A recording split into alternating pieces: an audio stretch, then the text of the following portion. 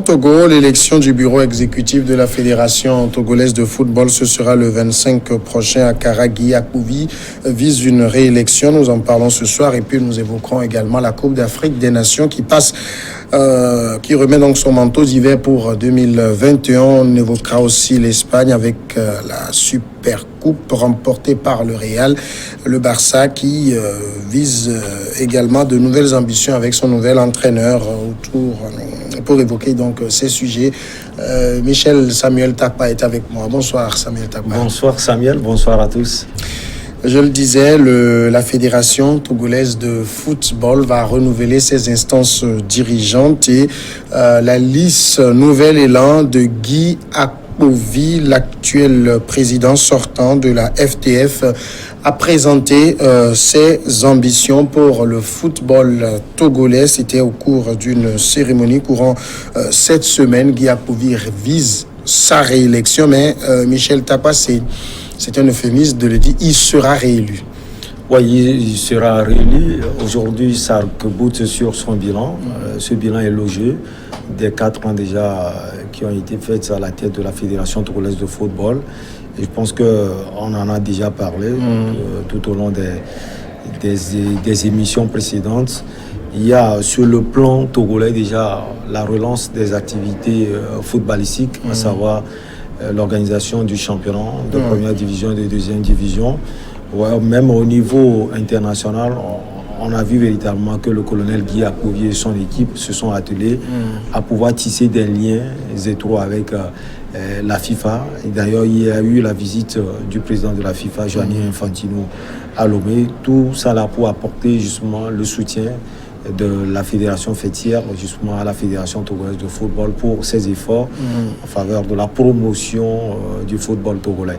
Ça a été un chantier on ne peut plus titanesque pour la Fédération togolaise de football, puisque après justement le départ du président de la FIFA, il y a eu l'organisation de la formation des entraîneurs, des arbitres internationaux ici à Lomé. Et il y a eu des arbitres venus de diverses horizons, le Sénégal, la Tunisie et même de la Suisse. Il y a eu la formation des entraîneurs. Et puis, il y a eu tellement de bases qui ont été posées par cette fédération. La construction d'un bloc technique dans l'enceinte de la Fédération togolaise de football. Et puis, il y a eu l'organisation justement de ce championnat. À côté de cela, on peut remarquer qu'il y a eu quelques couacs. C'est bien d'organiser plutôt les championnats. C'est bien de construire des stades ou bien d'avoir des projets pour construire des stades. Mais il y a eu des violences qui ont justement émaillé ces différents championnats, la D1 et puis la D2. Maintenant, l'objectif pour Guy Akpovi et son nouveau groupe, puisqu'il y a eu quelques changements. Oui, il y a eu aussi une femme qui est actuellement dans le groupe.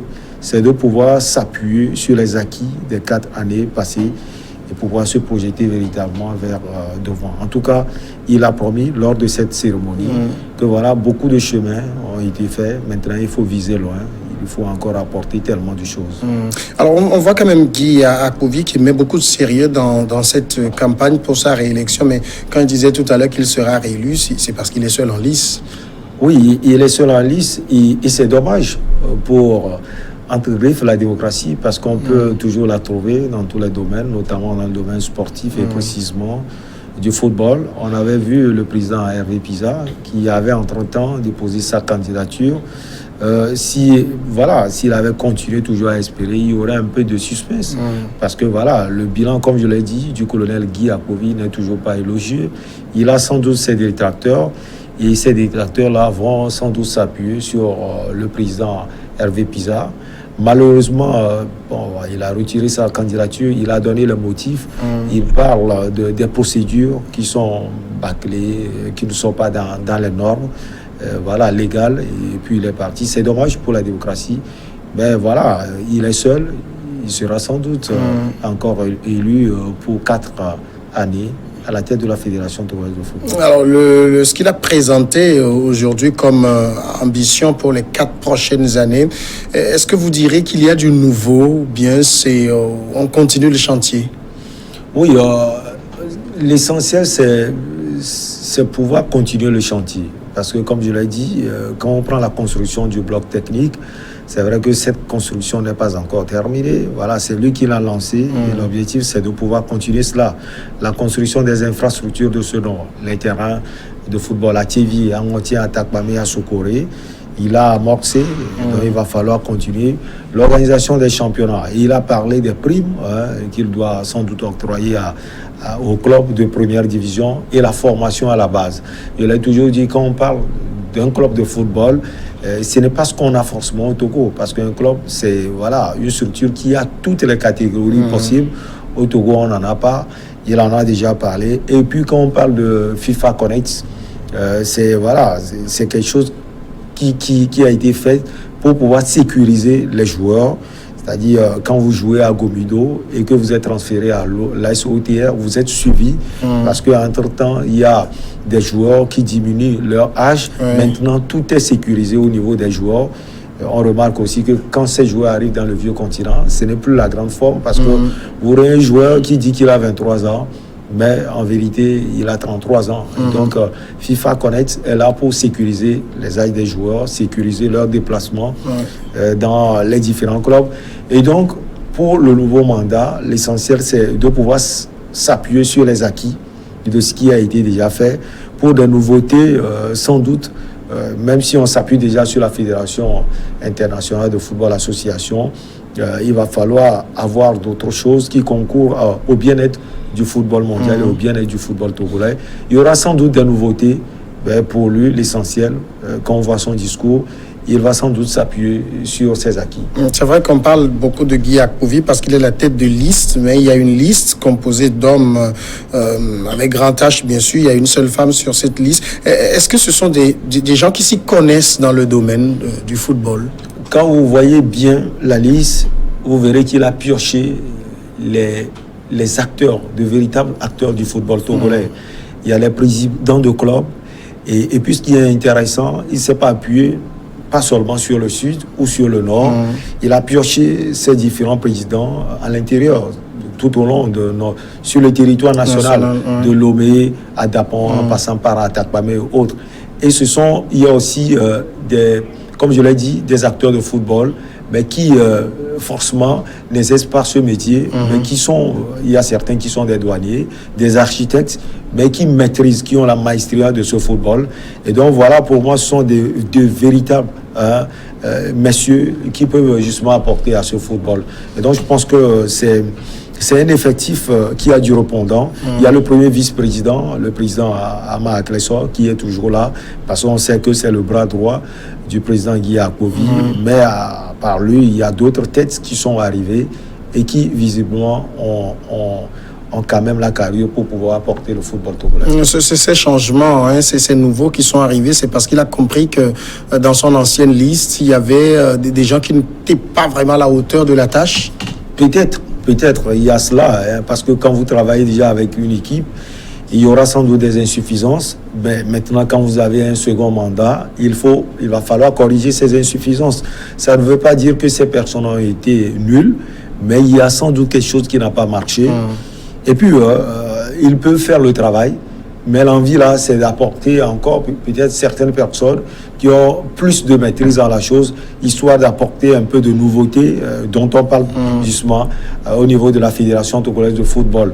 Mais je ne pense pas que ces personnes ont été carrément effacées quand même de la gestion ou bien de la direction du colonel Guy Akpovi. Ils vont travailler sans doute dans l'ombre, même s'ils ne sont pas dans la liste aujourd'hui montrée à tous les acteurs du football togolais. Notre second sujet, c'est toujours le football. Nous parlons maintenant de la Coupe d'Afrique des Nations qui remet donc son manteau d'hiver pour 2020. Au revoir l'été, la CAN de football au Cameroun en 2021 se jouera en hiver, en retour à la situation qui prévalait avant la dernière édition de la compétition en Égypte 2019. La CAN se jouera au Cameroun du 9 janvier au 6 février. C'est ce qu'a d'abord annoncé mercredi la Fédération camerounaise de football, la FECAFOOT, sur sa page Facebook, en précisant date modifiée pour des raisons météorologiques à la demande du Cameroun. L'information donc a été confirmée peu après par la CAF à l'issue d'une réunion à Yaoundé. Alors clairement, c'est pas, j'allais dire un changement de date sur la durée, mais c'est juste, on tient compte de la situation climatique du Cameroun, c'est ça? En fait, c'est ce qui a été dit dans le communiqué de la CAF. Et tout à l'heure, vous l'avez dit, on parle des conditions météorologiques au niveau de Yaoundé, de Bafoussam, de Douala et autres, bref, du Cameroun. Mais je pense que c'est une pression qui est faite aujourd'hui sur la CAF. Et ce qui a poussé sans doute le président de la CAF, Ahmad Ahmad, à pouvoir changer cela. Parce qu'il faut noter que jadis, c'est ce qui se passait. L'organisation de la Coupe d'Afrique des Nations en janvier et février. Mais on a remarqué que dès son élection en 2017, le Malgache a voulu changer les choses et a déplacé l'organisation là en juin, juillet et autres. Ben, vous savez, la date de janvier et février irritait forcément les clubs dans lesquels ces joueurs. On sait que la majorité des joueurs africains évoluent en Europe, notamment en première ligue anglaise et en Ligue 1 Conforama. Ça irritait ces clubs parce que en plein championnat, vous êtes obligé de pouvoir laisser certains joueurs, surtout quand vous êtes des cadres, vous êtes obligé de les laisser pour aller pouvoir discuter la Coupe d'Afrique des Nations. Et ça n'avantageait pas forcément ces clubs.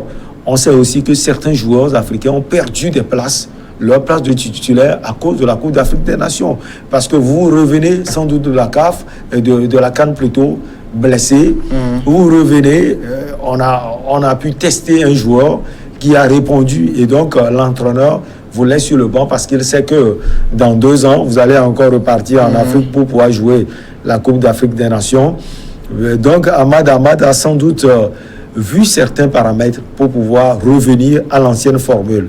Même si on sait que l'organisation au niveau de juin, juillet et autres avantageait la FIFA parce que la FIFA aussi avait envie d'organiser la Coupe du Monde des clubs en cette date. Donc voilà.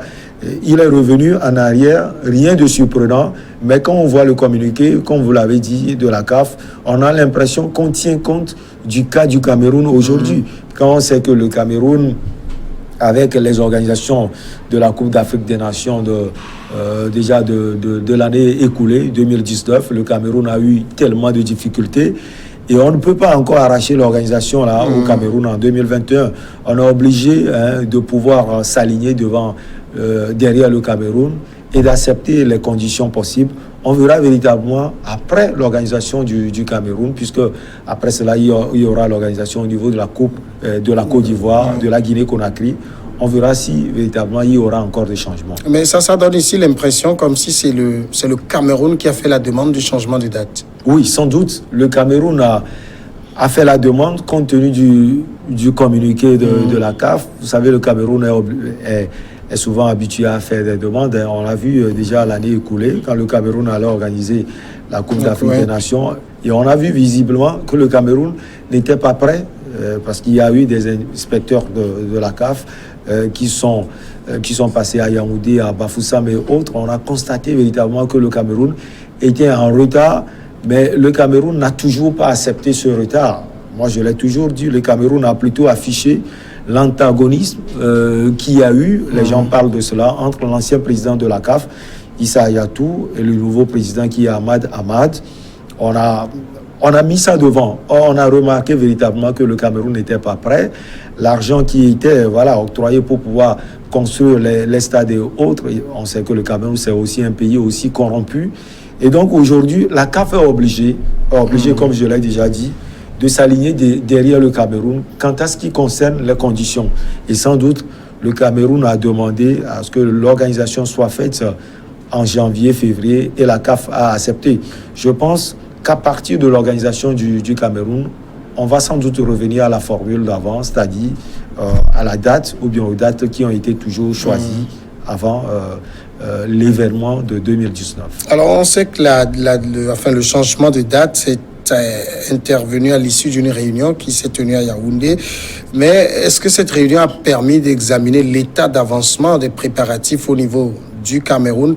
J'allais dire, est-ce que le Cameroun est prêt pour organiser la CAN en 2021? Sans doute qu'avant la réunion, il y a eu des visites d'inspection, c'est sûr, parce que vous savez, la Coupe d'Afrique des Nations, c'est la grande fête du football africain.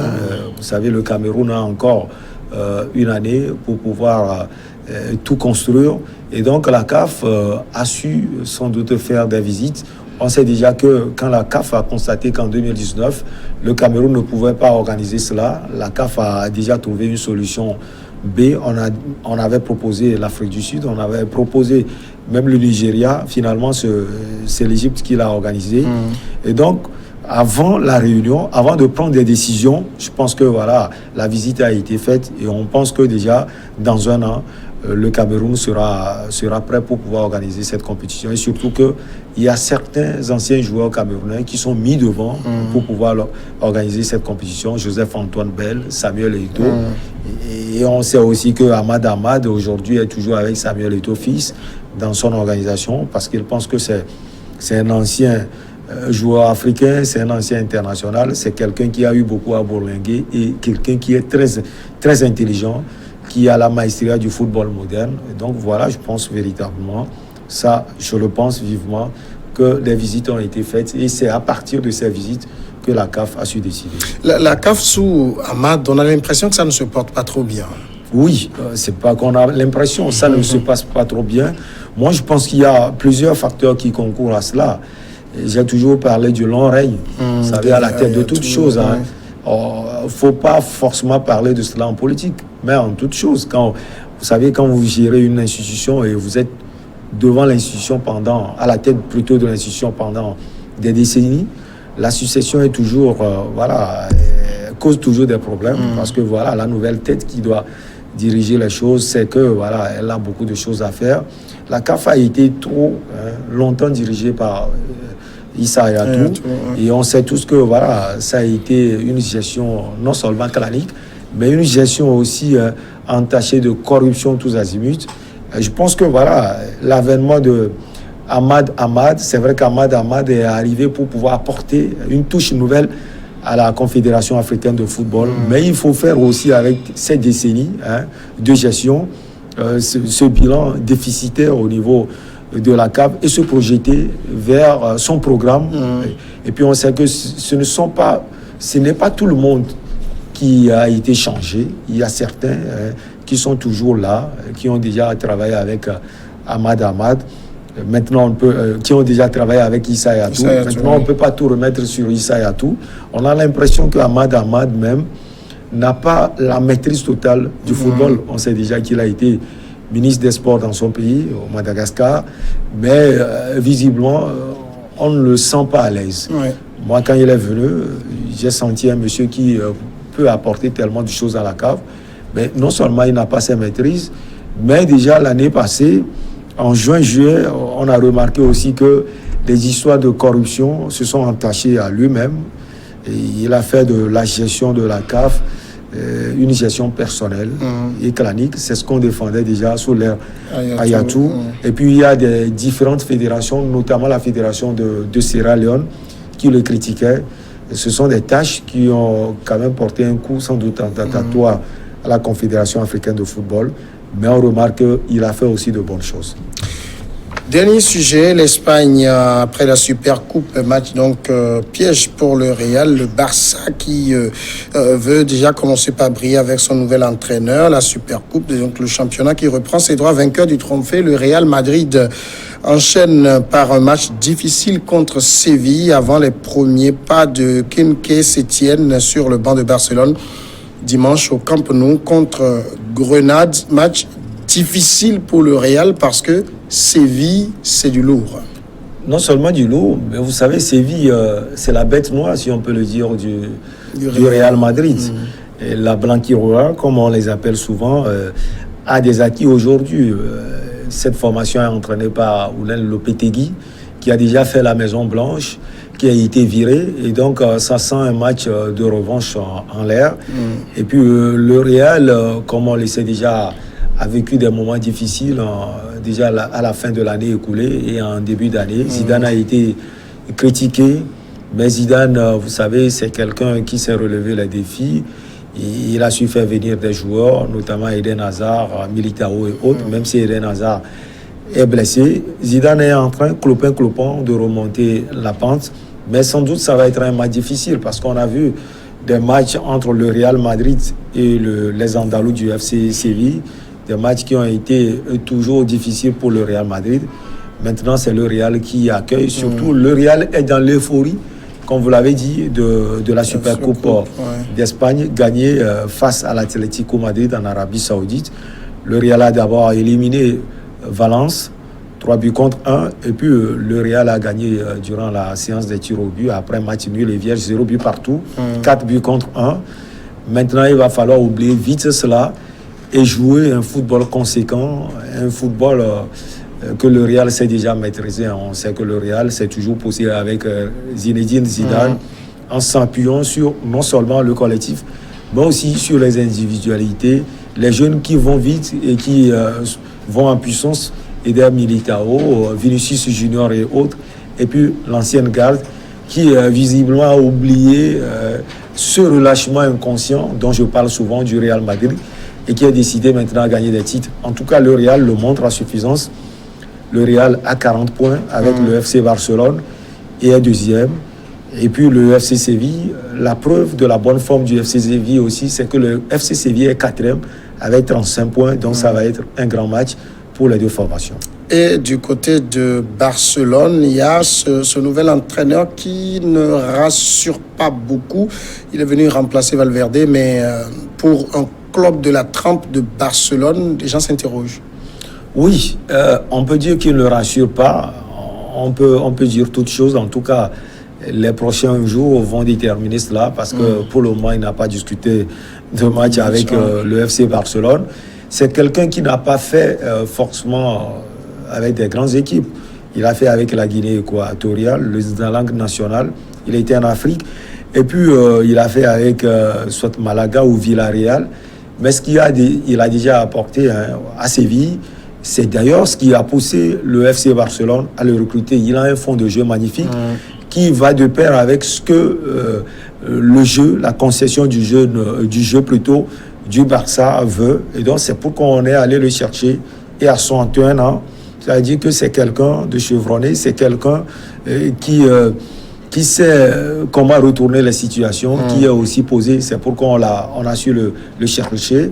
Maintenant, ce grand match contre Grenada, une grande formation qui gêne véritablement non seulement le FC Barcelone, mais aussi le Real Madrid. Ce sont des formations là-bas en Liga Española qui arrivent à chicoter les grands, l'Atlético Madrid et autres, qui tiennent tête aux grands. Et puis ces équipes qui veulent se découvrir véritablement quand vous jouez face au Real ou au Barça ou encore à Séville ou à l'Atlético Madrid. Donc pour moi, il va falloir signer un grand début. C'est ce qui va compter pour lui. Il a 6 mois pour pouvoir convaincre. S'il arrive à convaincre, on va lui signer sans doute un contrat à long terme. En tout cas, il doit savoir qu'il y a des gens derrière lui. On parle de Ronald Koeman. Il y a aussi Xavi qu'on a contacté et qui a refusé, du moins pour le moment, parce qu'il a déjà dit avant de partir au Qatar, son objectif, c'est de pouvoir entraîner le FC Barcelone. Michel Tapa, merci d'avoir répondu à nos questions. C'est moi. Nous allons partir pour regarder ensemble le journal et puis derrière, ce sera Regard croisé.